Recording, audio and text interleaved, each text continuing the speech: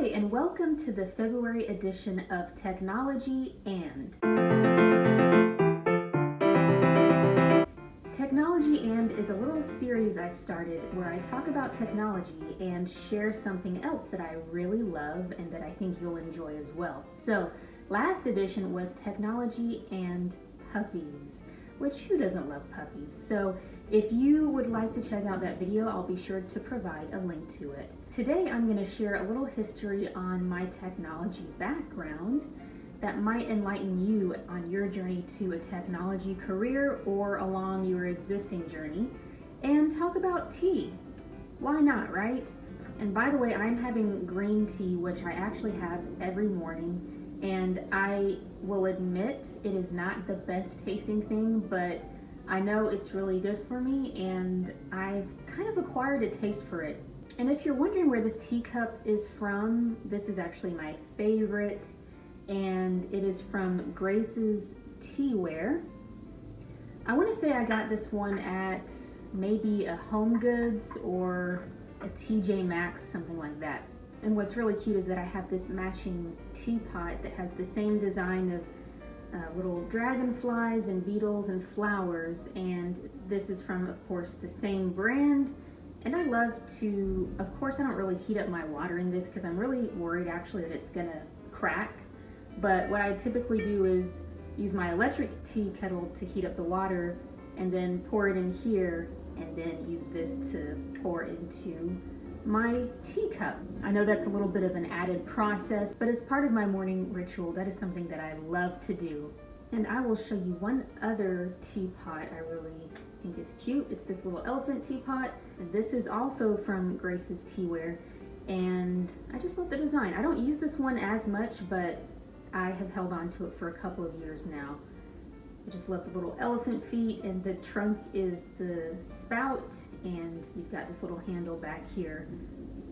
I guess that would be the elephant's tail. So in the morning, once I've done a little bit of my morning routine, I come downstairs and I put on some hot water. I get my green tea. The specific brand of tea that I've been using for a couple years now is a green tea called Japanese Sencha, and it is by Harney and Sons. I now order this online. I had originally found it in a local shop, and thankfully Amazon has so many different things, and this product is one of those. So I heat up my water and I pour it over my green tea, and I'm usually really impatient and I don't want to wait for it to cool much longer after it's brewed a little bit, so I tend to put a little cold water in there to get it just cool enough for me to drink. Alright, let me give you a little history on my technology background. I did not plan on technology being my area of study, much less my career. But when I was going through undergrad, they really wanted to encourage more women to join the Management Information Systems major. So I took a number of courses from programming, like I took JavaScript and C++, and I learned those programming languages, but I also took business process design and some other more softer skill courses. And I've mentioned before in another video that I know that there are some people who have this really rich history of, as a kid, they liked to take apart computers and put them back together.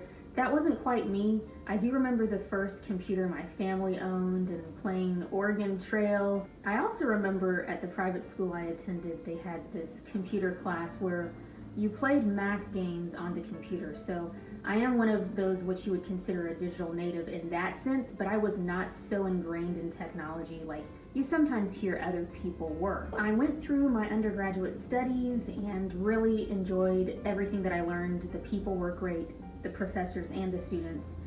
And from there, I decided that I would really enjoy pursuing this as a career. Now, I think I've mentioned in a previous video that I was a ballet dancer from the age of 5. And at the time of undergrad, I thought I might minor in ballet so that I could open a dance studio or perhaps join a more major company and be a soloist. But as much as I loved ballet, I thought this technology thing seems really interesting. I think longer term, it could be a more surefire way for me to have all of the opportunities and options that I'd like in my life. So I sort of changed my perspective to let me pursue this technology career that I will really love and enjoy, that will pay me well and will give me the options in my free time to do whatever I want to do, whether it's ballet or traveling. And as of today, what I would love to do is stick to my plan to retire early and consider opening my own dance studio. Maybe I'll feel differently in another 10 years, but that's my plan, and I'm glad that I'm in this space that would allow me to do something like that if I choose to. Okay, I'm gonna set this down. I just realized I don't have to like hold it in front of the camera the entire time I'm talking to you. So I finished up undergrad and I could not find a job straight out of college, and I thought, what am I gonna do? And I actually decided to study abroad. So I studied abroad overseas and did that for a couple of weeks and really enjoyed it. So it was a technology centered, I think it was called globalization and IT, that I did in China. So I loved that experience, and it added so much to my overall technical background. I came back and I continued interviewing. I interviewed for one company I was really interested in, and that was already headquartered in the city where I was living. And I got the job.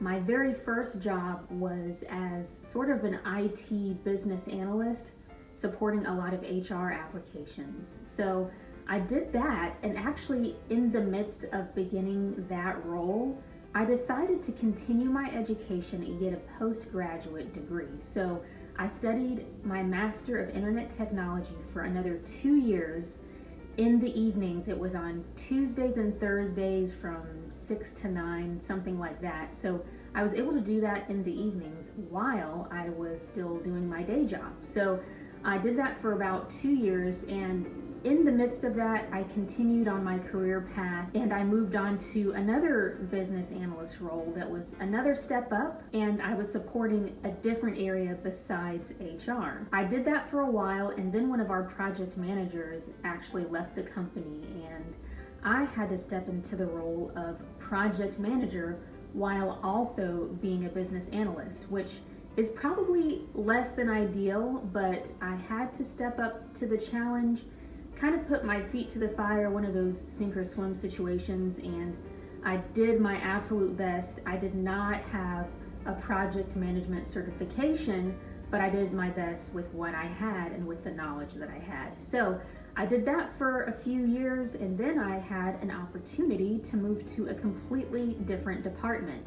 To this point, for the past few years, I had been in IT. It turns out that on the finance side, they were looking for somebody who had a technology background, but a little bit of auditing experience. If you're not familiar with auditing, the way that that works is if there's an audit team within a company, they're doing what's called internal auditing, then they are supposed to be independent from whoever they're auditing. In my case, there was a desire for someone to audit the whole IT department.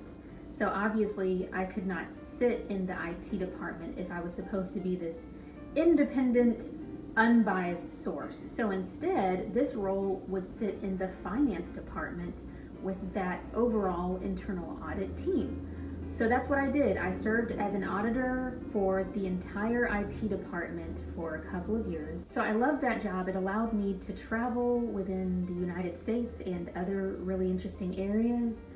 I had direct contact with our board of directors, so it was great for my leadership experience. I got to do so many different things. I loved the variety of work that I had because it was the whole IT world. So as you can imagine, that is a huge space. Now, after doing that for a couple of years, there was a desire back in IT to have somebody with audit experience to help IT with everything that the auditors found. Obviously, IT is responsible for fixing all of those things. So I had the credentials and the experience they were looking for. So I moved from finance back to IT, and I became an IT consultant, which can sound a little confusing because when you think of consultant, you think of somebody who's doing external auditing, meaning that they work for one of maybe the big four consulting firms and they are going to other organizations who hire them. I was an internal consultant. So I worked with my prior internal audit team and my new team to ensure that there was clear alignment on what had been decided upon for resolution of any issues that were found, a clear target date for when that would be completed, and to actually go back and validate that what fixes were put in place were truly the fixes that were needed.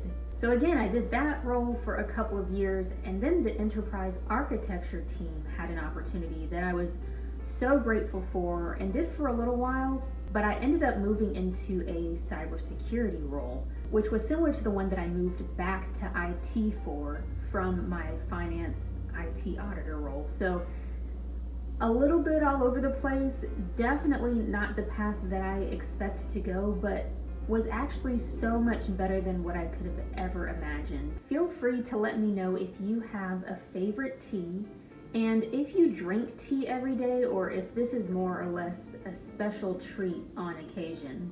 Well, I really enjoyed sharing this February edition of Technology and Tea with you. I hope you loved it as well. And until I see you for the March edition, take care and stay well.